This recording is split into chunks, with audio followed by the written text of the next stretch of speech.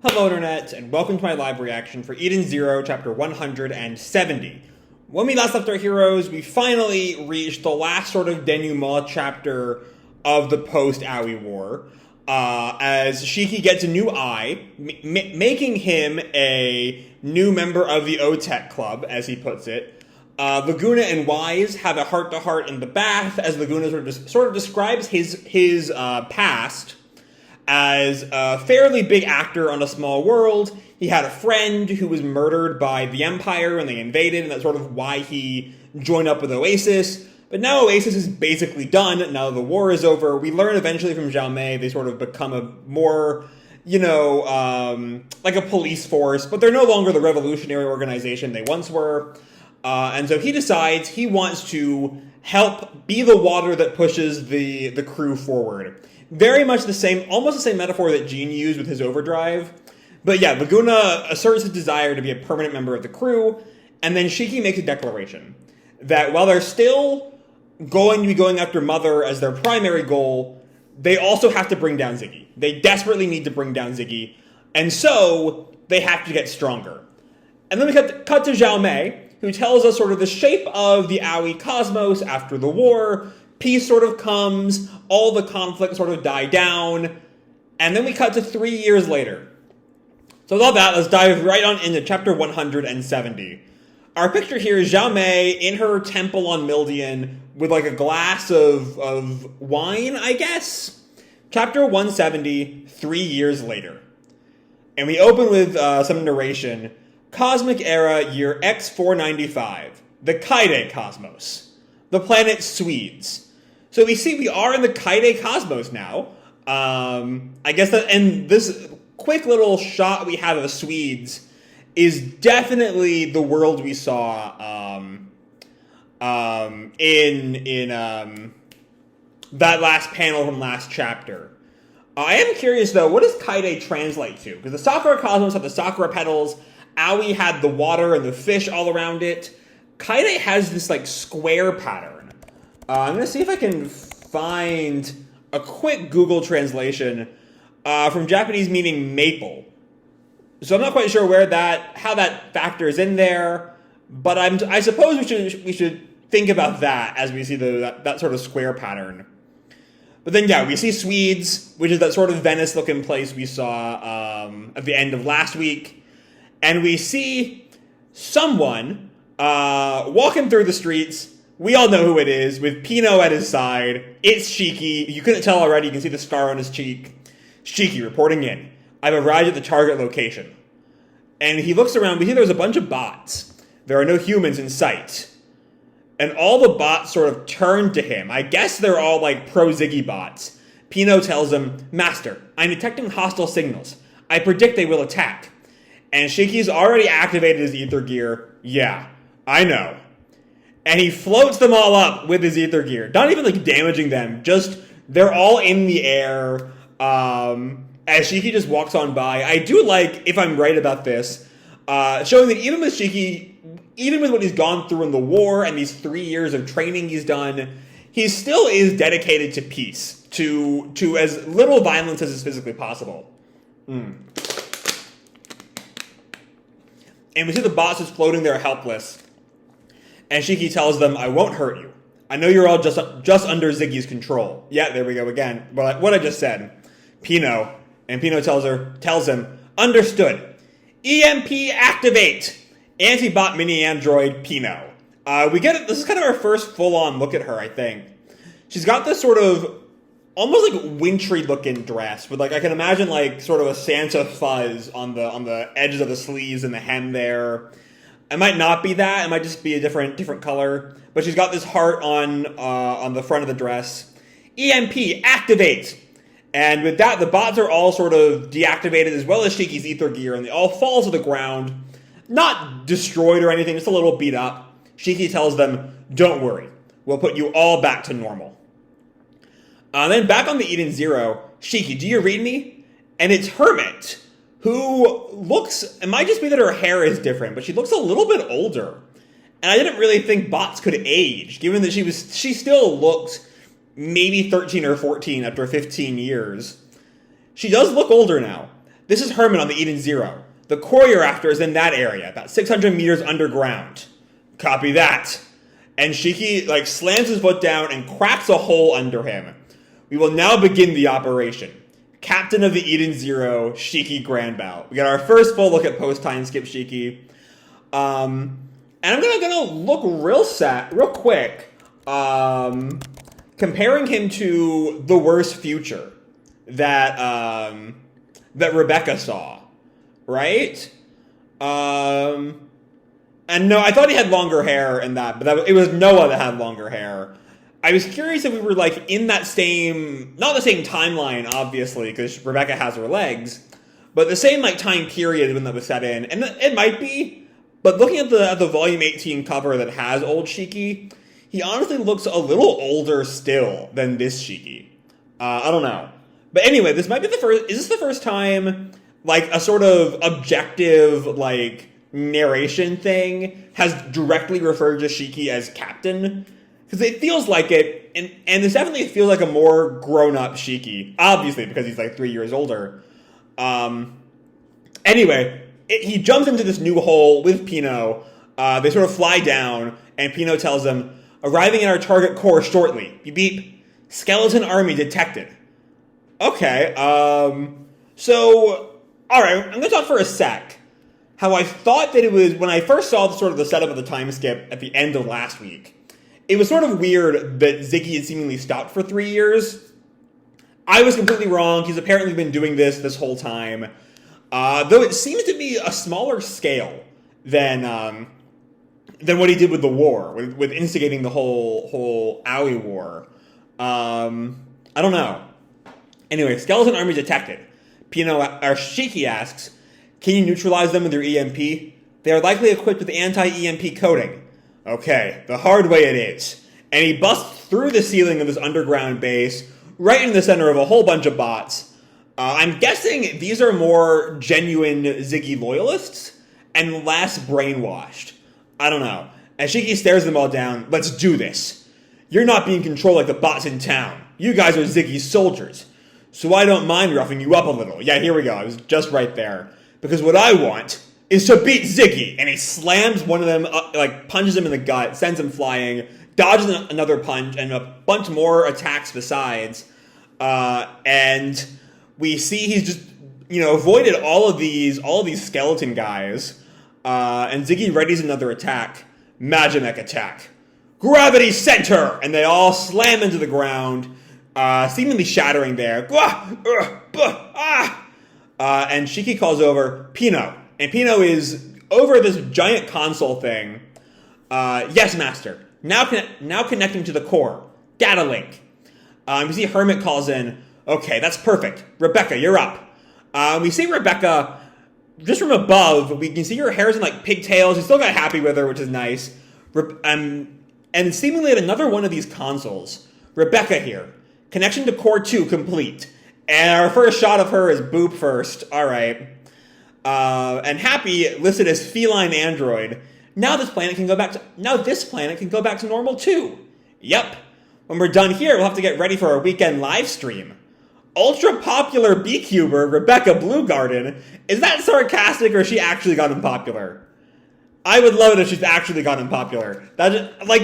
Now that she's kind of a war hero, I think it'd be really funny if imagine your favorite small time YouTuber was secretly a war hero. That's just good shit. Rebecca as a concept is so fucking funny to me. And reminding us of that beecuber bit is just too good. And Hermit calls in, Wise, how are things on your end? And we see Wise and Homura who are together. Connection to core 3 complete. Man, I can't believe he's making us stop 3 cores at once now. That blasted Ziggy sure likes to make things difficult. Mechanical engineer Wise Steiner. And then Homura. His skeleton army is upgraded since our previous encounters as well. Demon King's 4 shining stars, Homura Kogetsu. So we definitely have the sort of sense that this is what they've been up to the past 3 years. Though again, it does feel like Ziggy's gone a little small time. He's no longer trying to take over an entire cosmos at once. He's going planet by planet, and Shiki and the gang are stopping him planet by planet as well. Anyway, Hermit calls in. In any case, now the planet Swedes can go back to the way it was. Good work, everyone. Return to the ship. And Shiki chimes in and copy that. And then Pino tells Shiki, we never had to connect 3 cores at once before, but we did it. And Shiki tells her, I told you that from the start, right? If anyone can do it, we can. Remember? So yeah, again, very much the sense that they've been here before. They're like a finely oiled machine at this point, stopping Ziggy and each of his little plans. But then we cut to Interstellar Union Army, Commando Carrier, Angel Feather, back with Justice's gang. And Victory's watching a news broadcast. So, the uprising on the planet Swedes is quieting down, eh? The Eden Zero beat us to it again. What with Ziggy's influence growing everywhere. I don't know what we'd do without them. And Justice, who we are reminded Interstellar Union Army, Racion Seis Interstellar Justice, asks, how many is that now? So that though is, like, we sort of left the last arc off, not quite knowing how Justice would sort of take the Eden Zero. We know how he feels towards Homura. But, we see the crew has been sort of helping out all over the world, all over the cosmos. So it's curious if he sort of softened on them. Anyway, Victory tells him, as far as we know, that's the 17th planet they've saved in the last 3 years. They're shaping up to be better good guys than us. But Justice stops them. No, they're not. Their goal was to beat Ziggy, and they would join forces with Elsie to achieve that end. There is no good in that. Okay, so, alright, I'm going to let this scene play out. I just read the next couple lines before I really comment on Justice. They travel the seas in an unregistered ship. They even recruited Draken's lackeys. And that man who has inherited Ziggy's powers? The Prayer Council determined that he has already become a threat to the universe. The boy we met 3 years ago is no more. The Demon King Shiki Grandbell has been recognized as one of the Racion Seis Galactica. Okay, I didn't see that one coming. The time to fight him is drawing near. Okay. So, all right. Okay. Let's take a look at this. This last scene in particular. I'll talk very briefly about the Shiki bit, just to start off. Though I don't think there's not that much to say there, other than what we get in the Justice scene, telling us that they've been at this for a while. They've done this 17 times in the past 3 years, at least that the Union Army knows of.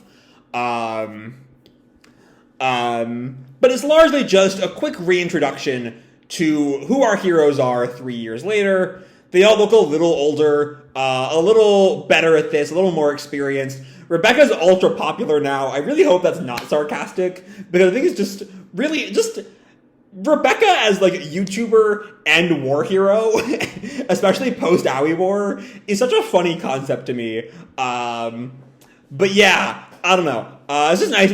It's nice to see them all grown up a little. I was about to say nice to see them all again, even though it's been like a week from our time. But we do really get the sense in this scene. It's really good at sort of setting up that this is a well-tuned machine right now. They go to planets that Ziggy's attacked. They stop Ziggy, and then they carry on. It's almost like, you can imagine it's almost like a Saturday morning cartoon, as just sort of, they beat the bad guy, but they like foil his plans, but they never stop him, sort of thing. That's what they've sort of been up to for the past 3 years. And it's just nice seeing them all sort of working together. We don't get all the post-timeskip designs. We don't see Sister or any of the post-Homura crew members. But it's just generally, a nice little look at how good these guys are. I almost expect, I don't really think this will happen, but it's the sort of thing you could see, a show, so like a Western show, a sort of, I'm thinking of like a season of Arrow that might start with like the gang working as like a fine-tuned machine as like the cold open to a season premiere, and then it all quickly falls apart somehow and we see them all sort of split up somehow. I can see that, like, it feels sort of like that, but I don't really think we're going to go that direction. I think, I don't know, but it's a possibility. I don't think it's a terribly likely one, but it is a possibility. The much more interesting stuff comes from the Angel Feather. Comes when we see the more surprising ways this team has grown over the past 3 years. First of all, we have the sense of a sort of very hard-line view of right and wrong that's always sort of been a thing with Justice, but it's becoming really extreme now. They join forces with Elsie, and so there's no way they could possibly be good. Some of these sort of make sense. Given Justice's hatred of Elsie, that makes sense. They recruited Draken's lackeys, alright. I can sort of, the three of them, Clean, Jean, and Laguna, all have sort of extenuating circumstances.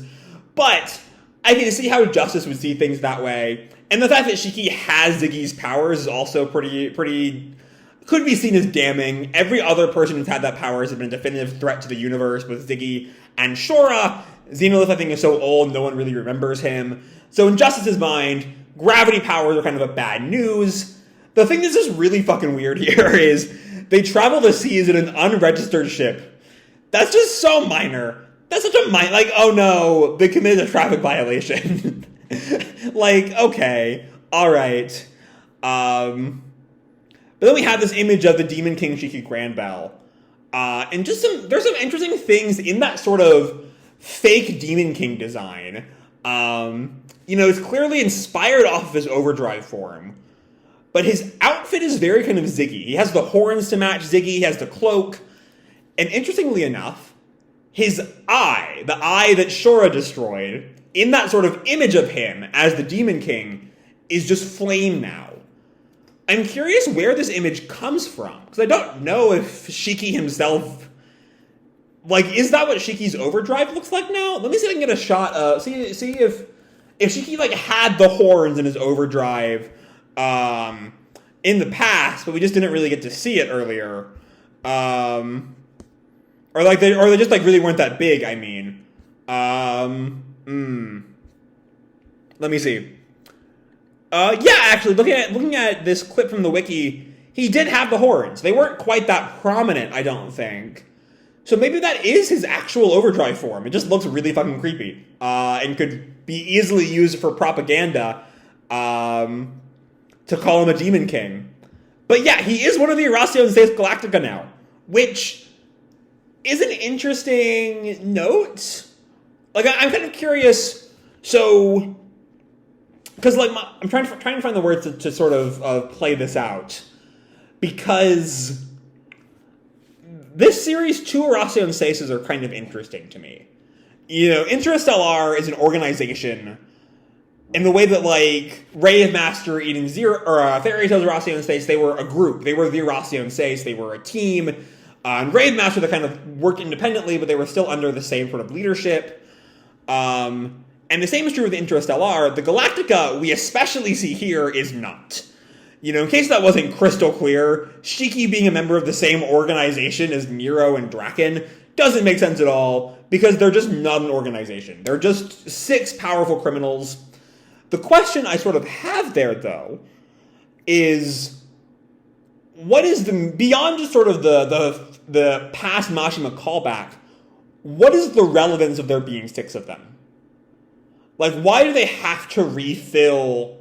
The Erasians, because the Galactica aren't an organization, why is it important there's always 6 Galactica?